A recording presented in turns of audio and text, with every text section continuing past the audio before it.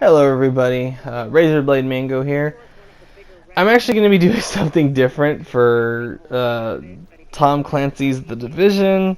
So I guess I can call it an RBM plays. Put that in that and put this in that playlist. But basically, this is just going to be me talking about stuff that stuff that future stuff that's going to pop up on the channel and stuff like that. That's kind of what I want to talk about during this video. But I get Rainbow Six. I mean, not Rainbow Six.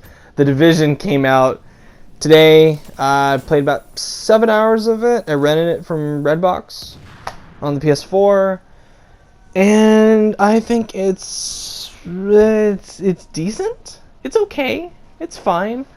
But after 7 hours of playing it, I really don't have much desire to push forward and keep playing.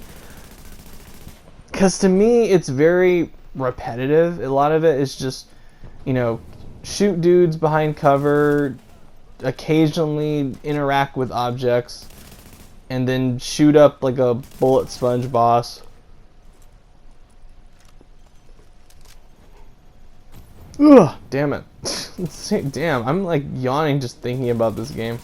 And not that it's boring or anything. Like I said, it's just decent. There's really just nothing I can say about it. I mean, basically, pretty much everything I would say about The Division is what I said during my beta impressions video. So if you want to know what I thought about Tom Clancy's The Division, just watch the beta video. That being said, how are you guys doing? I'm doing pretty good. I've had a good day. I played this for a little bit. This is the footage you're seeing is a solo run of one of the, I think it's like a level 8 mission. I'm trying to do a really terrible solo run of it, where I die a lot. I'll have to edit this down for time, but yeah. It's a decent game. It's decent. Yeah, that's pretty much all I have to say about The Division. But yeah, I saw Spectre today, which I liked. I thought was pretty cool.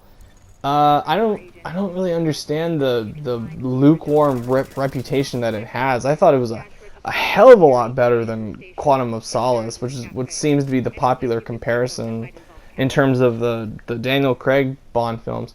And I've seen all the Bond films, and I don't think Spectre is like one of the best.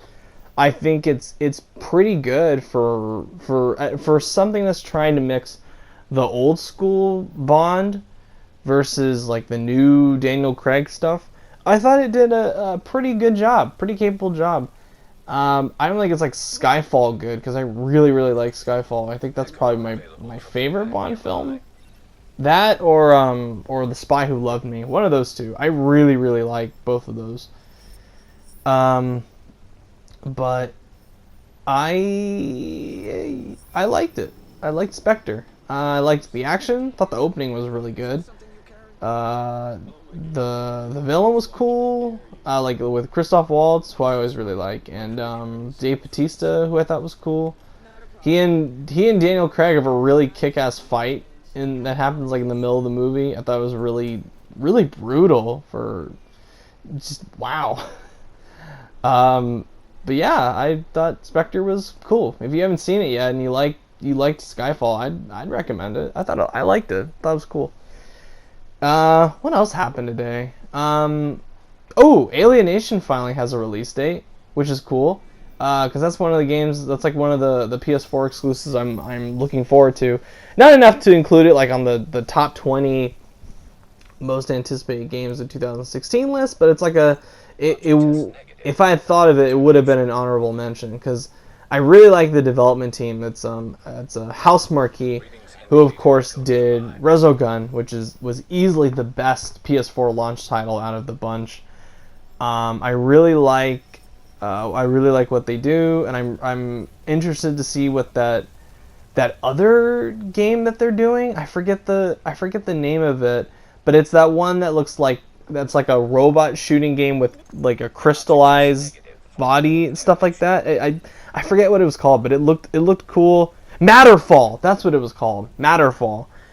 Matterfall looks cool. Alienation looks cool. Alienation is something I've been looking forward to for a few years now, and it's finally got a release date, which is April 26th. So, and I'll definitely pick it up. So you're gonna see that in one of the RBM plays. What else happened today? Any interesting news these next few days?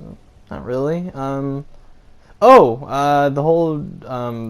Speaking of which, there's one game that I'm so pissed off at myself that I forgot to mention on my top 10 most anticipated game. Oh, not top 10, like top 10 20 top 20 most anticipated games. What the fuck is wrong with me? Oh my god, I'm like mushmouth tonight. Top 20 most anticipated games of 2016 was Persona 5. I was like somebody brought that up. I'm sorry, I'm blanking on whoever. Actually, let me look up who mentioned that in my last video about The Walking Dead. Not The Walking Dead, but Uncharted 4. Yeah, I've been up since like 4 o'clock this morning. My brain is starting to shut down. Let me see who mentioned Persona 5 to me. Oh shit. Who mentioned Persona? Neuro Casina. And I'm sorry if I mispronounced that. Neuro Casina. Yeah, they mentioned Persona. He or she mentioned Persona 5. And I completely forgot about it. I mean, I hadn't like forgotten about it, but it looks incredible. I mean, I've never played any of the Persona games besides the fighting one. That was a free game on PS3 recently. But I've really dug everything I've seen from the trailers. I love the huge stylistic approach that it had. Just the orgasm of colors and style, just oozes style. It just looks so cool.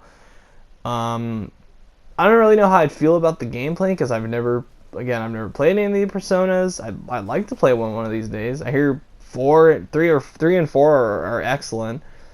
But yeah, I'm looking forward to Persona 5. Really looking forward to it. Looks great.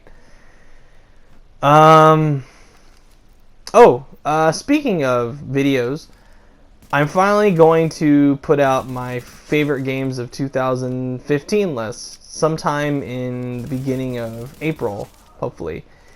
If you hadn't guessed that the game I was waiting for was Minecraft Story Mode, the final episode's finally confirmed it will be coming out at the end of the month. So I'm looking forward to that because Minecraft Story Mode is pretty damn good. And I'm tossing around some ideas for the video. I mean, I'm leaning towards not doing a top 10 because I think that would be kind of boring.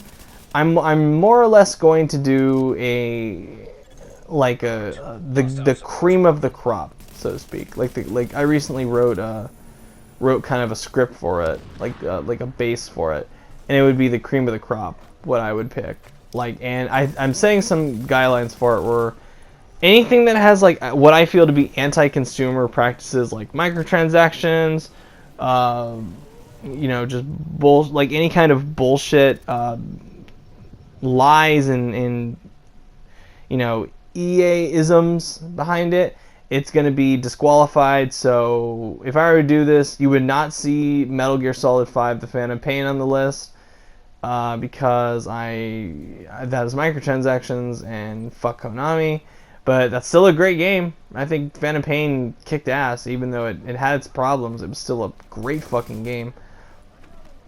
But yeah, you'd see. I'd have to limit it because I'd want to talk in depth about each one. So maybe like 6, 7 would end up being on the list. So yeah, I'm leaning towards doing that. In fact, that's probably what I'm gonna do. I'm not gonna do a top 10. I'm gonna do like a. Like my favorite 7, favorite 6, and talk about those more in depth. Because I really don't want to talk about games that are like lower, like in the 10, 9, 8 area, because that would just be kind of boring. And my criteria for including it like in a top 10 list is how the games would have been at launch. But in my cream of the crop, I would take into consideration what they have improved. Because if somebody were to buy it today, and like the majority of people had an internet connection, this is the product you'd be getting with all the patches and updates and shit. And that's what I would take into consideration with the cream of the crop, and like what free content has come out, what paid content has come out. Is it worth it? Stuff like that. That's what I would cover. So I'm gonna do that. Looking forward to it. And I guess games that I'm gonna cover recently. I guess I will not be covering Hitman because I'm waiting for that in like October or November when everything has come out. By then, all the episodes are out. Far Cry Primal, that's coming to Redbox 2 weeks from now, so I'm probably gonna, I am gonna rent that because I do want to play Far Cry Primal because I really, really like Far Cry 4. Far Cry 4 is great. Far Cry 3 and 4 are excellent. Plants vs. Zombies, Garden Warfare 2, I'm still waiting for a friend of mine to pick it up, so I'll have somebody to play with. But once I get that, that will definitely be in RBM Plays. I hope that's really good, because I hear nothing but really, really good things about it. What else would I be playing? I might pick up Ratchet and Clank. Maybe. I'm definitely getting Dark Souls 3. Dark Souls 3 is like a day one buy for me, because I'm really looking forward to Dark Souls 3. I don't know about Ratchet and Clank, because I liked what I've seen from the demos that I've played, but we'll see. We'll see how it goes. Definitely Uncharted 4, definitely Doom, definitely, oh, what the hell, crap. It'll come to me eventually. But I don't know about Mirror's Edge, I don't know about, Overwatch, because I really don't have any.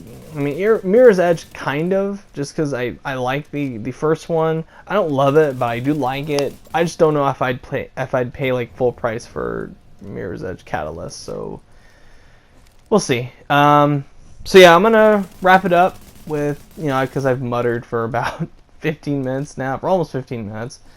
So yeah, that's been my non video about The Division. So yeah, thank you guys for watching. If you like what you see, subscribe. Let me know what you thought of The Division.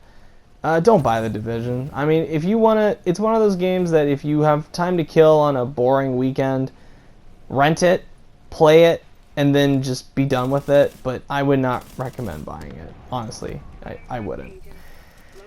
Anyway, thank you guys for watching, and as always, have a good one. I can't wait to get my hands on them. Oh, an agent? I'm buying the next round.